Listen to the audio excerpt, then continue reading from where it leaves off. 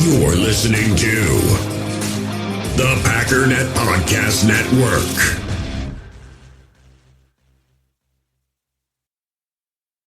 You're a podcast listener, and this is a podcast ad. Reach great listeners like yourself with podcast advertising from Lips and Ads. Choose from hundreds of top podcasts offering host endorsements, or run a reproduced ad like this one across thousands of shows to reach your target audience with Lips and Ads. Go to lipsandads.com now. That's LIBSYN ads.com.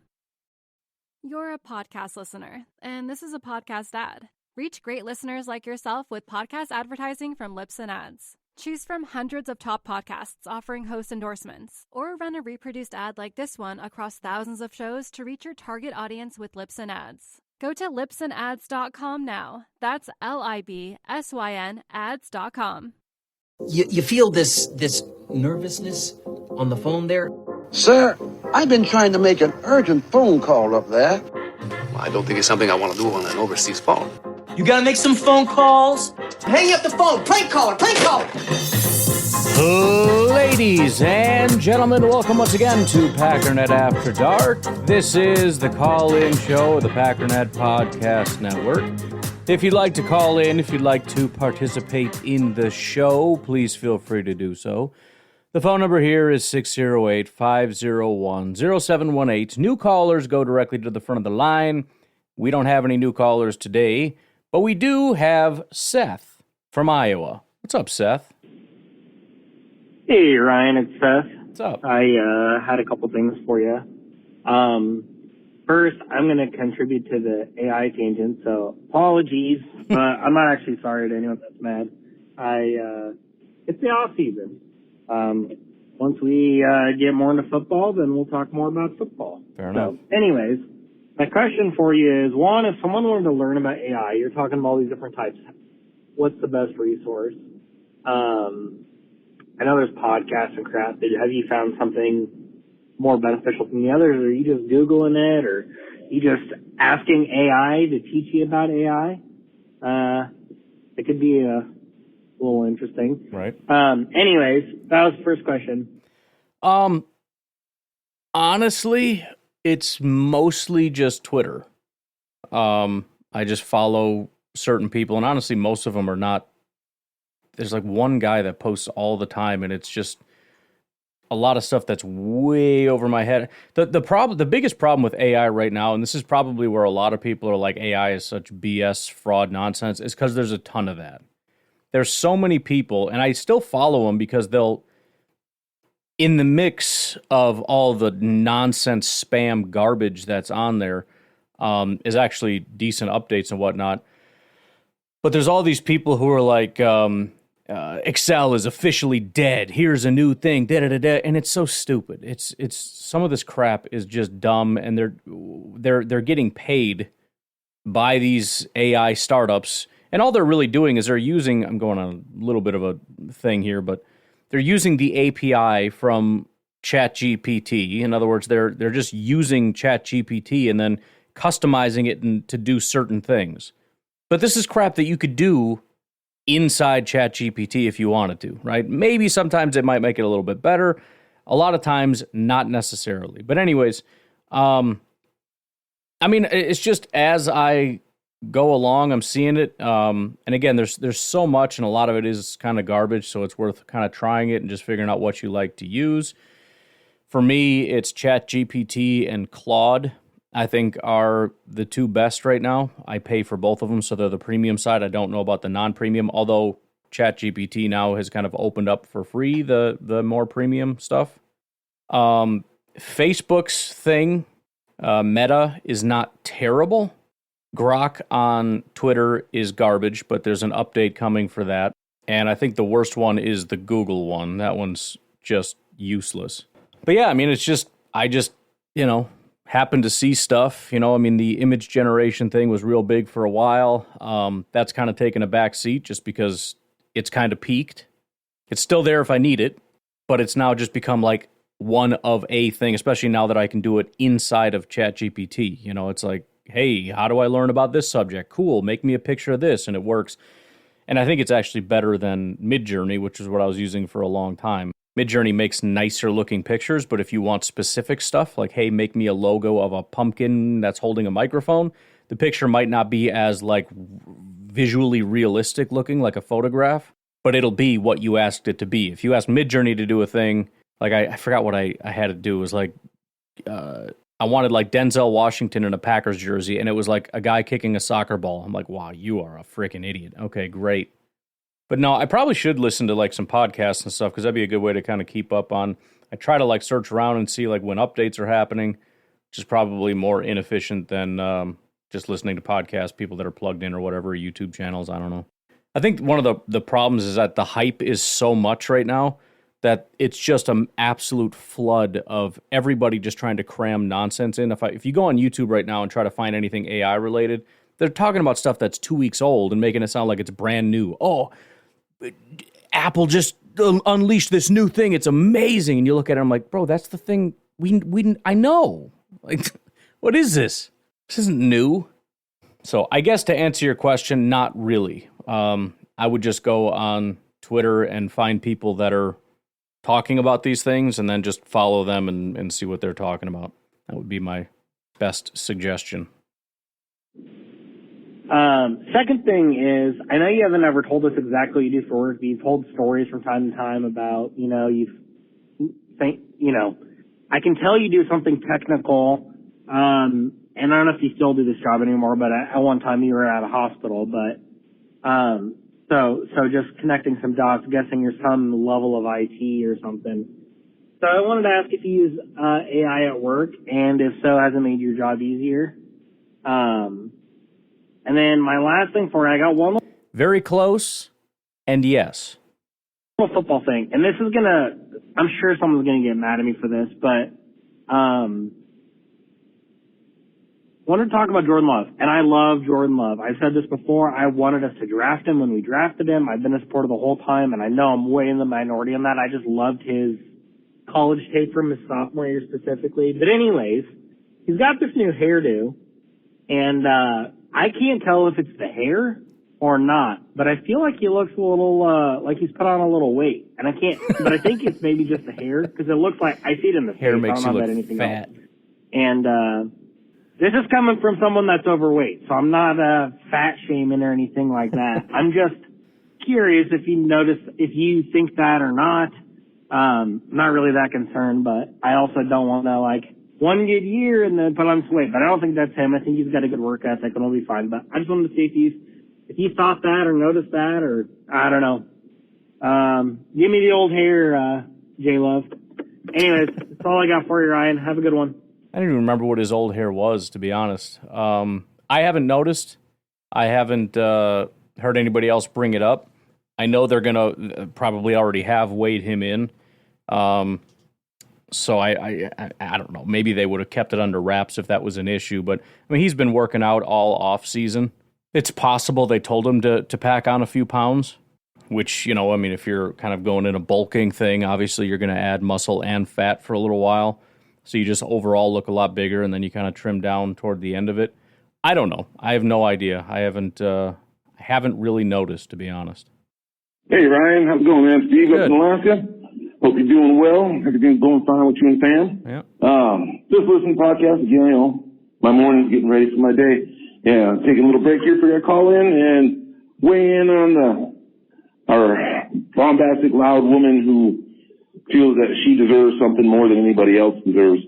I deal with these people on a regular basis, in part because of where I am. I'm working in a small town, really, really small town, in a tourist area. People seem to think that they are deserving of information and treatment in ways that you wouldn't expect in other places. Yeah. I don't know of any place city-wise where you go into an establishment you haven't been to before and start asking people how much money they make, where they live, what they do in their free time. You just don't do it. I don't know anybody that does that. Pick a restaurant that you're first time going to. Do you quiz the waitress on her personal life and where she went to school? But I get it here. I get people come up to my trailer and they'll order food and then they start asking me like significant personal things. Oh, do you live here in town? Yes. I have a business here in town. Yes, I live in town. Where in town do you live? Why should I tell you where I live? Do you make good money? Why should I tell you if I make good? Why are you asking me these things? When did you first get here? When did you do it? And I get some curiosity, but it's not everybody that does it. It's this percentage. And this woman sounds like this percentage. I got time here. Yeah. I have a theory, and it's my theory, and of course the numbers are my numbers. But I work under the concept that 1 in 10 people is a complete jackass. Although I don't have to believe that, but that's what it is. They're just people you don't want to deal with, you don't want to be around, you don't want to associate with. They just need to stay away from you. Okay? And part of the reason I don't like living in cities is because if 1 in 10 people is that, and there's 1 million people, right, I'm dealing with 100,000 of them. And I could be surrounded by them. Just droves of these people that I can't stand being around. Well, in this small little town, there's 200 people. There's really like 20 of them. And I can avoid them. And the only time I can is when I'm working in my trailer, when you get those people and they come to me and I have to pretend that they matter. And this is a woman, because she's got season tickets, she thinks she's better than the rest of the Packers fans who don't, because we all know how hard it is to get season tickets. Yeah. So really, this is her problem, and she needs to keep it to herself and deal with it on her own. But my time's up. Gotta go. Bye. Yeah, I mean, I will say, I think there is a difference, although a lot of those questions are taboo, maybe isn't forceful enough. It's probably inappropriate to ask those questions. At the very least, it sounds like they're just trying to be friendly. You know what I mean? I don't think there's ill intent. I just think maybe they maybe not socially aware of what's acceptable and what's not. You know what I mean? At least that's how it comes across. I don't really know. But yeah, and that's also why it's kind of funny when, you look at, for example, crime statistics and whatnot, and it's like, well, actually, if you look at it as a percentage of the population, this city is not much worse than like that town over there. It's like, yeah, but let's say you live in a town, let's just pick a completely inaccurate but easy math number. 1 in 1,000 is like the murder rate per year. So if there's 1,000 people, one person gets murdered. If there's, 100,000 people, 100 people get murdered. On one hand, in the bigger city, your odds of getting murdered are much lower. Part of the issue, though, is like the population density. Maybe murder is the wrong one to pick, but the odds of you like hearing a gunshot or seeing it or whatever are just higher. And it's just, I don't know.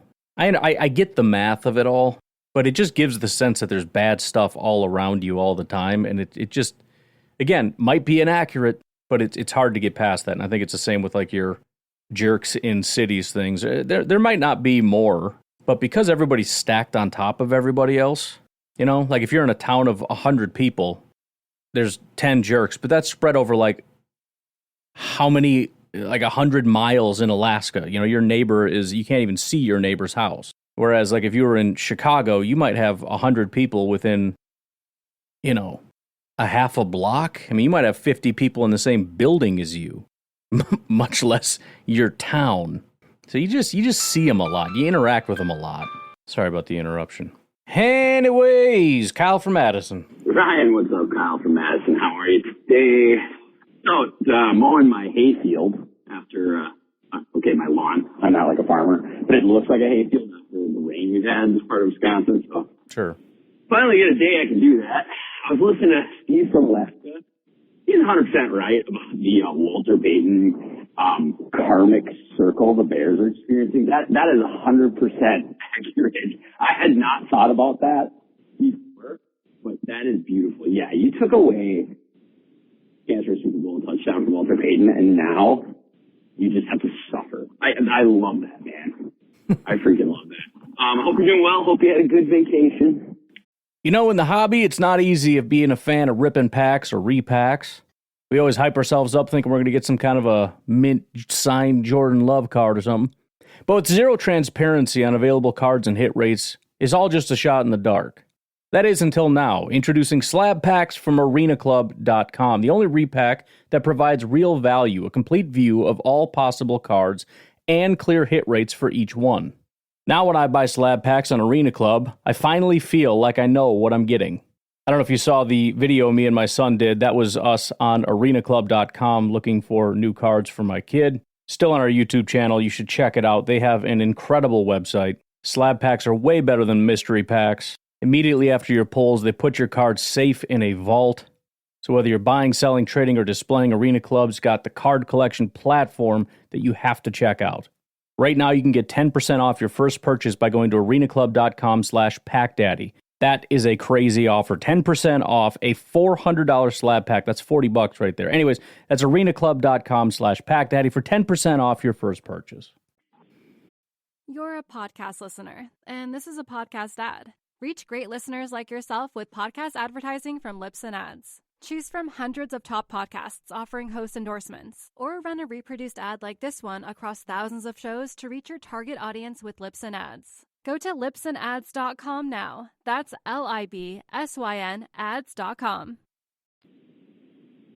You're a podcast listener, and this is a podcast ad. Reach great listeners like yourself with podcast advertising from Lips and Ads. Choose from hundreds of top podcasts offering host endorsements, or run a reproduced ad like this one across thousands of shows to reach your target audience with Lips and Ads. Go to lipsandads.com now. That's LIBSYN ads.com. You're a podcast listener, and this is a podcast ad. Reach great listeners like yourself with podcast advertising from Lips and Ads. Choose from hundreds of top podcasts offering host endorsements, or run a reproduced ad like this one across thousands of shows to reach your target audience with Lips and Ads. Go to lipsandads.com now. That's LIBSYN ads.com. I think we lost him there at the end, but yes, I did. And yes, that is a fantastic point. Walter Payton is one of the greatest, if not the greatest, Chicago Bears of all time. And it's a travesty. It's a travesty is what it is. I don't care if it's the reason you won the Super Bowl or whatever nonsense. I don't want to hear it, Mike. Okay? Ditka. Hey, real quick, I wanted to comment on Jordan Love's press conference, too.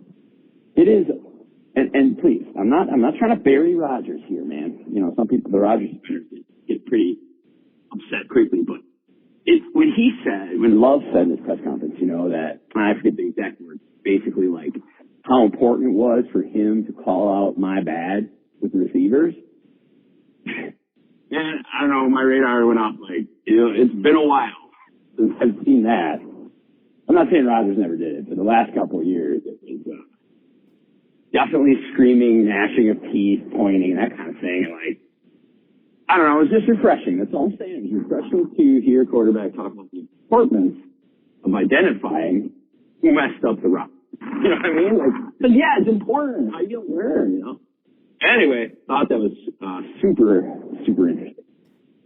Yeah, I mean, and I think Rodgers did that. He pointed out when he was wrong. He pointed out when the receiver was wrong. I just think a lot of us were skeptical of a handful of times when he blamed the receiver. I think we were all watching it several times and going, really? Really? We're going to blame the receiver on that one? It just got to be annoying. You watch a terrible pass, and inevitably you'd see the camera go back to Rodgers, and he'd do that little like wheel route gesture, like, get around the kid. You got to get the thing with the thing, man. Come on. You know the thing that you got to do, man. And it's just like, don't start, okay? There might be a 2% chance that something real in your brain is actually real, maybe, but I just don't want to hear it. Okay, I don't want to hear it. Put the frickin' ball where the receiver's going. I'm sorry if you didn't go the exact right direction, for crying out loud. Anyways, we actually only have 5 calls, so we're going to have to take a break here, and we'll clean up these calls here. We'll take a break. We'll be right back. Yo, Ryan. Yo. It's your uncle, Rico. Sup? You're on the pod. You were talking about they're thinking about cutting out OTAs to reduce injuries. How does that make any sense? How does it make any sense to not stay in shape in the off season? How is it? I don't get it. How is it going to equate to reducing injuries? That's the dumbest freaking thing I've ever heard in my life. Someone explain this to me. Help, Lord. Rico out. Yeah, I think what they've referred to as the ramp up period. So I think what their thought process is when they come back, rather than like rushing back into pads and rushing back into sprinting up and down, there would be more of a slower, kind of like what we've seen these past couple of weeks, right? There's no contact, there's no pads, there's a whole lot of like sitting in classroom work. It's just we're going to ease it in an extra couple weeks, and theoretically that's going to prevent more injuries. I don't know, man. I don't know. Hey, Ryan, TJ from Alabama. Hey. Figure I'd check in the off season. Not much going on. But, you got a call. I forgot who gave you the call, but and Mark Murphy and how he responded to the question. And really, I'm not bringing up that, but I absolutely believe he's done a great job. I also absolutely believe people in general, we're all kind of shallow. And, Mark Murphy, if he didn't look a little howdy-doody-ish and didn't have the smile on his face and wasn't a little socially awkward, I think he would probably have a different reputation, even if his job was exactly what it is today, probably. Which, with what he's done with the renovations and everything, it's really hard to pinpoint something that he's been bad at as far as a CEO type, president type thing. So, kudos out to Mark Murphy. Not that he sure as heck needs mine, but that brought up a question. I don't know if you have any thoughts on it. As far as, he's going to retire, I think, next year, maybe the year after, but I thought it was after the draft he retired. And obviously he put in the structure of, Russ Ball, LaFleur, Coot, all reporting to him, which I think has worked out fine. But do you think that changes at all with the new president?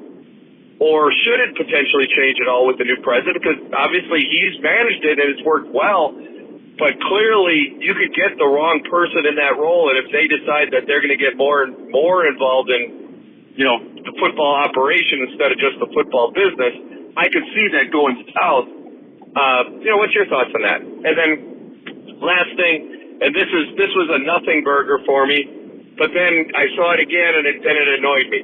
But the nothing burger was, and I'm sure you've seen it, the hypothetical proposed trade, definitely from the Cowboys side, not the Packers side, of CeeDee Lamb for Jaden Reed, Christian Watson, or Romeo Johnson, a second-round pick. And like I said, I heard that at some point. I know it was just some dude speculating, whatever. But then I saw Cowboys Wire, which I realize is just another publication looking for content. And they kind of brought up, and they're bringing it up as, it's just crazy enough to work. From Dallas's side, they talk about Dallas, they could remake their wide receiver core. Yeah, with the remade wide receiver core that Green Bay has already done and is getting by super cheap, we're going to trade a third of that talented wide receiver core making nothing for CeeDee Lamb that's going to want $36 million a year? Sure, for Cowboys, if I'm a Cowboys fan. Yeah, let's see. Well, part 2 is coming, but let's put it this way. You're coming up with scenarios in which you trade CeeDee Lamb. We're not only not coming up with scenarios where we acquire CeeDee Lamb, we're not even considering trading Watson or Reed or Dobbs or any of them. There might be one or two that are looking to move on from Watson because they're upset that he's gotten hurt a couple times, which is silly. But it's so stupid, and the value is obviously unbelievably skewed. I'm actually surprised to find out CeeDee Lamb is only 25 years old, but still, it's so dumb. I'm good. No thanks. As far as the scenario in which Murphy gets replaced and the new guy wants to be more involved and whatnot, first of all, I'm assuming the person that they're grooming, presumably Ed Policy, to take that job, they're making sure that the person that they bring in is the right person for the job, and that's one of the qualifications. Second of all, the person, they're going to make sure before they hire him, they understand that there is a way of doing things in Green Bay. Now, is it possible that they could lie and say yes and then decide, you know what, screw that, I'm going to do it my own way, I'm going to be that dude. You could try it, I guess, but I don't fully understand it, partially because what the Packers are doing has been working. I mean, Ron Wolf came in and fixed everything. You want to be known as the guy that came in and broke everything by just not following the same playbook? Come on, man. It's right there. Just keep the train running. Everything's working just fine. So I wouldn't anticipate that necessarily. Maybe some small deviations, but the bottom line is the Packers do have a winning formula, and there's no real reason to mess with it. Anyways, we'll take a break, and then we got Craig and Seth in Iowa, and then we're getting out of here. Take a break. We'll be right back. Have you ever experienced turbulence on a flight and wondered why? And you can see all the terrain around you. You've got no issue with visibility or anything? No, everything's peachy. Maybe you've sat on the tarmac for hours wondering why your plane isn't moving. Well, we're outside here. They're saying the ramp is closed. They won't let us park because of Air Force One. Listen in on the conversations between pilots and air traffic controllers on the Air Traffic Out of Control podcast. 510 Whiskey declaring an emergency. There's smoke in the cabin. I need to make a landing right now on 31 left. We have the most interesting, wild, and funny ATC recordings you will ever hear. Check out Air Traffic Out of Control wherever you listen to your favorite podcasts.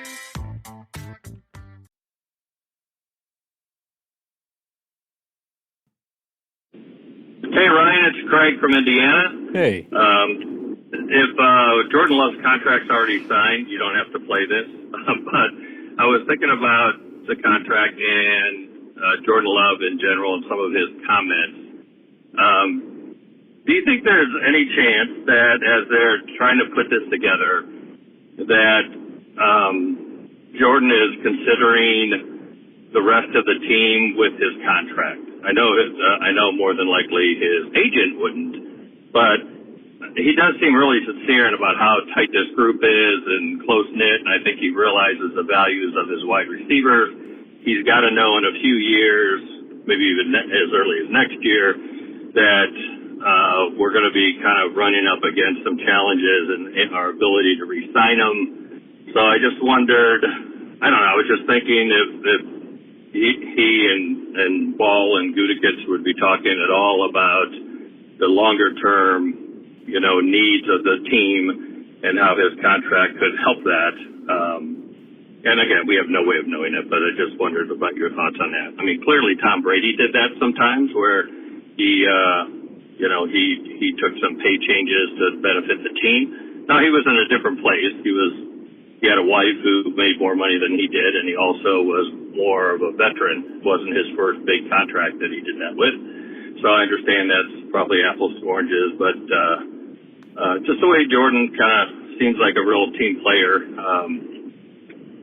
it just entered my thoughts that maybe that's something they're kind of looking at as they structure, whether it's the years or when the money hits or something else to help kind of benefit the entire team. So any thoughts you had on that, would love to hear. Thanks. Keep up the good work. Bye. I would just say I would guess not, primarily because, it's still possible, but primarily because Jordan is really not involved in the conversations. And we talk about Jordan and the team negotiating, but the negotiations are going on between whoever it is, whether that's Russ Ball or Gutekunst and his agent. That's not to say Jordan isn't involved, but there's generally a gap between them. That's why we always hear players talk about, I don't know, I'm just focused on football. I let my agent handle that, all that kind of stuff. It's possible that the team could have tried to put a bug in his ear and get the word to him. Or it's also possible that Love, I'm sure they sat down and talked about goals and everything else and trying to make sure that everybody's happy. And it's possible that one of the things was discussed is the rest of the team and, how that all could play out. But I don't know that it would be a very noticeable thing. I think, obviously if we heard about it later, that would be one easy way to know. But as far as, would there be a way for us to know outside of that? Like he would get, some super cheap contract and we would all rejoice? I don't think so. If anything, it would more likely come down to structure. And even that, I don't know what that would mean. because a lot of the big money for like his wide receivers, that's a little ways out yet. And there's a good chance that we'd be talking about a new contract by the time that a lot of these receivers, a new contract for Jordan, before these receivers would be looking for their first big contracts. And then, Jair already got his, and Rashawn got his, and beyond that, it's his first big contract. I think he wants to get a maximal deal, and I think that's what his agent is going to get him. So that would be my assumption. But who knows? Hey, Ryan, it's Seth. Hey. I think this is kind of a quick one, but we'll see how it goes. I was thinking about the new kickoff rule, and with how close they start together, I'm thinking like the offensive lineman out there. Maybe I'm way overthinking this or missing the point, but and I don't know if I put our starters out there, but you got, maybe some of your less valuable starters, but the Packers often carry like 9 or 10 O linemen. So that's five backups that you could put in there, and maybe same thing with some D linemen. Get some big bodies out there. Those guys are quicker than we realize. I don't know. I think it's going to look a little bit different. Less skinny, fast guys, and a little bit more guys that can still move, but bigger guys that can blow you up. That you almost could scheme the return like a run play if you did it right. And then that had me thinking more. Let me know if you agree with that or not. And if you don't, this next thing probably won't bring much value. But if you do, well, I know I mentioned that before as a possibility. They're certainly going to be getting bigger. Whether that's looking at linebackers instead of safeties and tight ends instead of wide receivers, I don't know. Or they're just going to make the jump all the way up to edge rushers, defensive tackles, and offensive tackles or whatever. We'll have to see. I think I don't even necessarily know if the teams know. There's going to be a lot of trial and error. It's going to be kind of funny watching different teams approach this in very different ways. I'm sure there'll be very different strategies until they kind of hone down the best ways to go about doing this stuff. But I certainly wouldn't rule anything out. You kind of see what I'm especially for the second part, for the sake of the second part of your call. Saying there and agree with that. Does that impact the number, like how many we keep at each roster position? Because if you're going to put offensive linemen on kickoff and defensive linemen on kickoff, whereas in the past you'd have your backup, wide receivers, tight ends, third or fourth string middle linebackers, safeties, D-backs, whatever. Are we going to be keeping 12 offensive linemen this year, 12 defensive linemen, and then just 1 or 2 backups at some of those other positions? Maybe we keep 4 running backs if one or two of them are going to be key kickoff returners. I think if I remember right, you put a returner on each side with this because it's a short distance. So you don't have time to run all the way over and catch it on the other side. Maybe you got Marshawn Lloyd and Wilson back there. Wilson, right? Yeah, Emmanuel Wilson, I think. Yep. Anyways, then you got them returning kicks, or heck, maybe A.J. Dillon's back there, get some speed behind him. That sucks to tackle. I don't know. You just got me thinking. What do you think about that? All right, later, man. Yeah, I guess my first question would be how much of the 53 generally is impacted by special teams, as opposed to, as they, of course, they always say we just want our best 53. I think we can assume that that's not 100% true. Unless we're saying we're factoring in special teams, in which case, yeah, but that's kind of the point. But, to whatever degree that special teams impacts who and how many at each position we keep, I do think it will change. Because, again, I do think there's going to be different positions largely moving in a bigger direction. Again, I don't know if that means heavier emphasis on tight ends and linebackers and safeties and, running backs instead of receivers as returners. Whatever that means, I'm not entirely sure. But, yeah, I think that there could be a switch there. And that's something to kind of remember, I guess, as the 53 rolls back around and we start looking at it, maybe not assuming the same types of people are going to be sticking around. But again, we would have to get some clarity on how they want to build out their special teams. Anyways, I think that's it. I'm going to leave it at that. You guys have a good rest of your night. I will talk to you later and leave you with this little nugget. Have a good one. Bye-bye.